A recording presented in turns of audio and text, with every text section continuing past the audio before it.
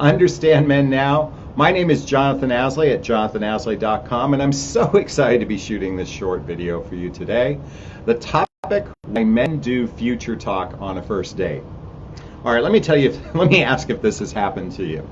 You've gone on a first or second date with a guy, and he is really smitten by you. You can tell he's effusive, he's demonstrative, he's maybe even coming on a little strong, and he starts making plans about the future, about how great it'll be traveling together, how great it'll be being in relationship together, and he's practically calling you his girlfriend, and some men even go on to say, I can see myself married to you. And I'm sure this has happened to you. I hope it has, because it's a good thing. And yet, men and women are confused by this, so that's why I want to talk about it today. Because one of my wrote recently to tell me that she was on a first date with a man. Yes, it was a first date, and he did all of these things. He was coming on strong, and she thought, oh my God, he is so needy. He is so needy. And she was ready to give up on him, and she wrote me a message about him because there was a lot of good qualities about him. And so as she shared, so we got on a coaching call together. She hired me, we got on a coaching call, and I do that, do what I call get inside a guy's head kind of coaching session. So if you want some understanding about the guy, maybe if you're dating someone right now and you need some male perspective, you can definitely reach out to me for a coaching session. So we got on a coaching call, and she started to share the story with me, and I said to her, what you need to understand is we men, when we get enthusiastic, when we get excited, we do something called, what I call, trying it on for size.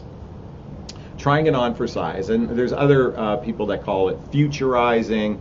My friend Allison Armstrong calls it cut and pasting. In other words, we're literally cut and pasting you into our life. And I like to say I try it on for size. I want to see what it feels like to have you in my life, because let's get real. When we're meeting a stranger, we know nothing about them. And if we want to pursue someone we know nothing about, we want to feel a sense of safety. We want to feel a sense of familiarity. And the way to do that is kind of futurize what it might feel like to have you in our life. Now, I talk about this in my first book called Understand Men Now, the relationships men commit to and why. Understand Men Now, the relationships men commit to and why. You can go to Amazon and check it out. And while this was a early book that I wrote, which I certainly have had a lot of shift in perspective, I talk about how men do this thing called futurizing.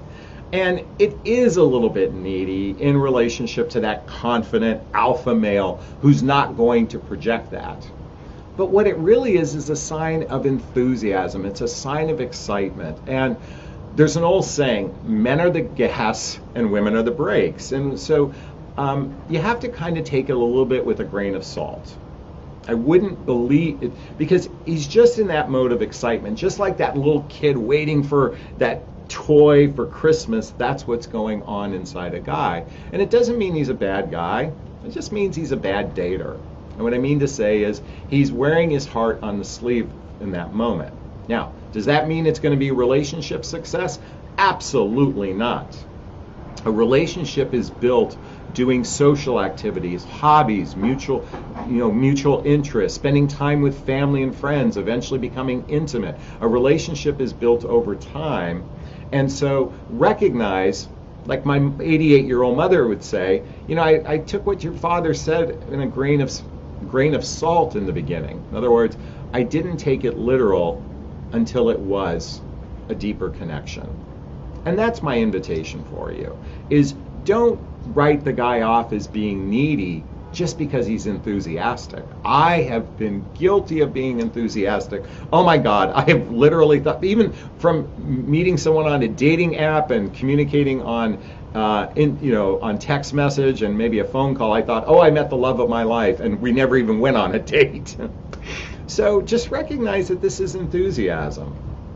And my hope is that you feel enthusiastic about a man. I hope enthusiasm can feed on the excitement, because that's what we're looking for. We want that feeling of excitement. So that's a good thing.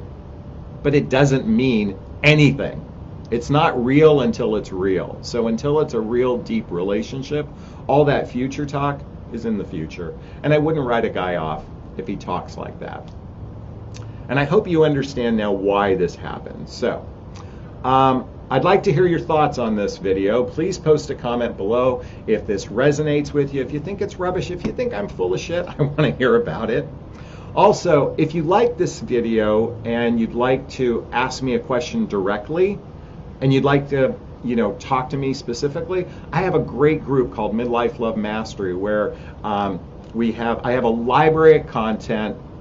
There is a once a month webinar where we get on the phone and talk to one another. And if you ask me a specific question, I shoot videos just like this in a Facebook group. But also, if you ask me a question, if you're not part of Facebook, which is a lot of people, I'll shoot that video and it'll be emailed out to you because I do the best of Jonathon once a week. I send it out to a membership. So click the link below. It's called Midlife Love Mastery. All right, I'm going to sign off this video as I always do, giving you a big, gigantic Jonathon Bear hug if I have your consent. Aw, thank you. Wishing you a wonderful day. Thanks so much. Bye-bye now.